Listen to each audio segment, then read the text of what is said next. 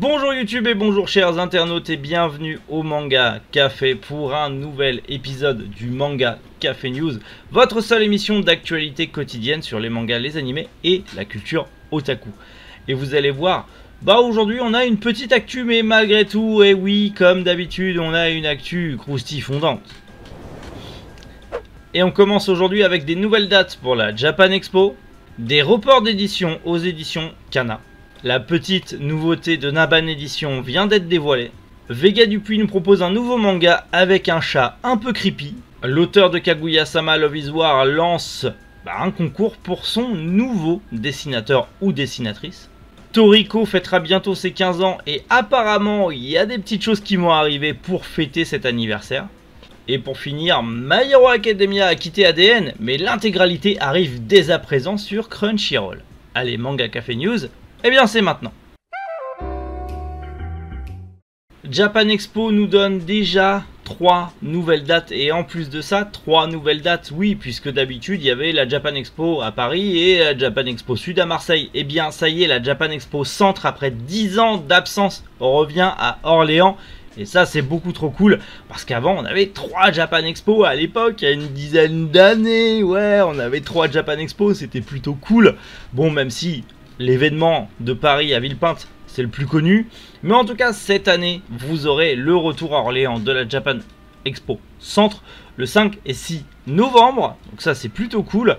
Bien sûr Japan Expo Sud à Marseille le 24 et le 26 février 2023, bon voilà les sudistes, on aura la Japan Expo aussi, et bien sûr la grosse méga Japan Expo à Villepinte comme d'hab qui sera du 13 au 16 juillet comme pour cette année. Voilà, vous le savez, cette année c'est full Japan Expo, donc si vous voulez vous réservez déjà vos places. Les billetteries sont pas encore ouvertes mais ça ne saurait tarder. Des reports aux éditions Kana suite à des soucis logistiques. 2 titres qui étaient prévus normalement pour le 19 août seront repoussés au 26 août. Ça va, c'est de quelques jours. Mission Yosakura Family tome 9 et le tome 6 de Bucket Leaf of the Dead, voilà. Bon, ça sort toujours en août, ça va, c'est pas décalé jusqu'à octobre, donc c'est pas trop grave.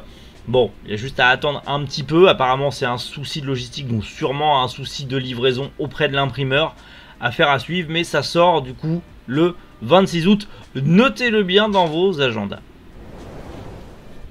On en avait parlé il y a quelques jours, Naban Edition fêtait son 3e anniversaire et il nous annonçait une petite nouveauté dans le suspense. Ça y est, c'est bon, c'est officiel, bienvenue au Café des Chats. C'est pas le manga café, c'est le Café des Chats.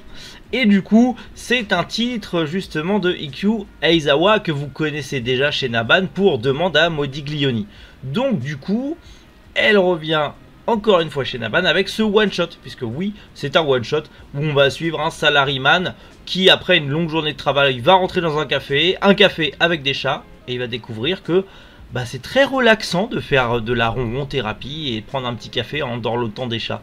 Donc voilà, c'est un petit one shot, c'est une petite histoire tout en douceur, tout en tranquillité, parfaite pour se poser, voilà, avec le petit café, avec le chat aussi, bonus, c'est plutôt cool. C'est très cool de la part de Naban de prendre le risque de sortir ce genre de manga. Ça reste un one shot donc c'est pas un gros risque. C'est prévu pour novembre au prix de 9,90 €. Il n'y a plus qu'à attendre.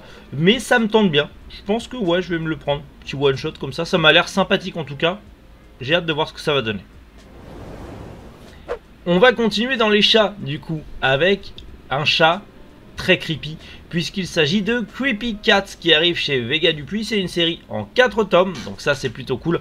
On n'a pas de date précise, on sait juste que Vega Dupuis du coup a eu les droits d'éditer cette série. Alors c'est prévu, en tout cas le premier tome serait prévu pour octobre 2022. On va y suivre un chat très creepy. Il y aura d'autres annonces à venir de la part de Vega Dupuis, mais c'est plutôt cool. Voilà, à voir ce que ça va donner. Bon, il y a une petite vibe un peu Noël de l'étrange Noël de Monsieur Jack, un peu Tim Burton. Ça peut être intéressant à voir. Puis en plus, c'est en 4 tomes. Bon, ça va. Il y a moyen de savourer la série. L'auteur de Kaguya-sama Love is War, aka Akasaka. Ouais, il y a beaucoup de A. Mais en tout cas, il revient avec un nouveau manga qui sera prépublié lui aussi dans le Weekly Shonen Jump, mais que en tant que scénariste, puisqu'il y aura un concours lancé par le Weekly Shonen Jump et le mangaka pour savoir qui sera le dessinateur de son prochain manga. Rien que ça. Alors bien sûr, c'est un concours qui est ouvert au Japon, actu japonaise oblige, mais franchement, faut voir ce que ça peut donner. Je sais que j'ai vu beaucoup passer sur Twitter certains qui disaient que la dessinatrice de Actage faisait rien en ce moment, ça pourrait être cool. Puis au niveau du trait du dessin, ça va bien avec le style de Akasaka. Affaire à suivre, on verra bien ce que ça va donner, mais en tout cas, prochain manga de l'auteur dans le Weekly Shonen Jump. J'ai hâte de vous en reparler plus en détail et de savoir qui dessinera ce prochain manga. Toriko fête ses 15 ans en 2023. Putain, ça passe vite, 15 ans déjà pour Toriko. Ça me semblait si proche, non, 15 ans.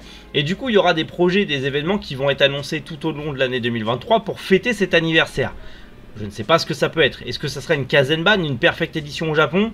Est-ce que Kaze va le faire? Je ne pense pas, puisqu'ils ont réimprimé tous les tomes de Toriko.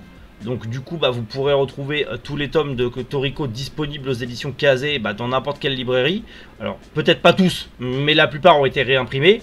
Et surtout, potentiellement, est-ce que ça serait pas non plus une réadaptation, un remake de l'animé 15 ans après? Parce que lisez le manga, l'animé actuel est pourri, vaut mieux lire le manga, il est beaucoup mieux. L'animé c'est une catastrophe au niveau de l'adaptation, il y a eu trop de liberté de prise. Mais ce qui ne nous ferait pas un vrai animé, comme pour Shaman King, 20 ans après ils ont refait l'animé.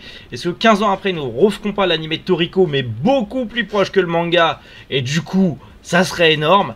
Je ne sais pas, mais en tout cas j'ai hâte de voir tout ce qui va être annoncé en 2023, et surtout j'ai hâte de pouvoir vous en reparler en 2023 dans le Manga Café News. Vous le savez, My Hero Academia va quitter la plateforme ADN. On le savait. Ça va sur Crunchyroll. On le savait. En intégralité, on le savait déjà. Mais il fallait quand même en parler pour ceux qui n'avaient pas forcément suivi l'actu. My Hero Academia, l'intégralité de l'animé ainsi que les films sortis jusqu'à présent seront disponibles en intégralité sur Crunchyroll pour les abonnés premium de Crunchyroll, bien évidemment. Ça ne sera plus sur ADN, mais sur Crunchyroll, comme beaucoup d'animés d'ailleurs du genre, tout ce qui quitte ADN va aller sur Crunchyroll, vous inquiétez pas. Mais voilà, si encore vous n'avez pas vu l'animé de My Hero Academia, si vous n'êtes pas à jour sur l'animé, ça sera sur Crunchyroll. C'est le bon moment pour se lancer soit dans un abonnement, soit pour découvrir MHA si vous ne l'avez pas vu avant, parce que vous n'aviez pas d'abonnement ADN et que vous aviez que un abonnement Crunchyroll. Maintenant vous n'avez plus d'excuses.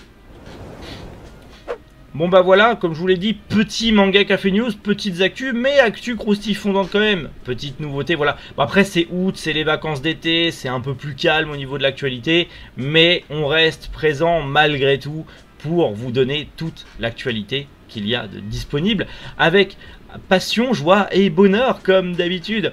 Bref, dans tous les cas, dites-moi en commentaire ce qui vous a plu, les actus qui vous ont plu comme d'habitude. On en discute tous ensemble en commentaire et on partage la passion comme d'hab. Sinon on se retrouve demain matin 7 h pour la suite du Manga Café News avec, je l'espère, encore plein de nouvelles news croustifondantes. D'ici là, prenez soin de vous et surtout passez une agréable journée. C'était Émeric. Boujou les internautes.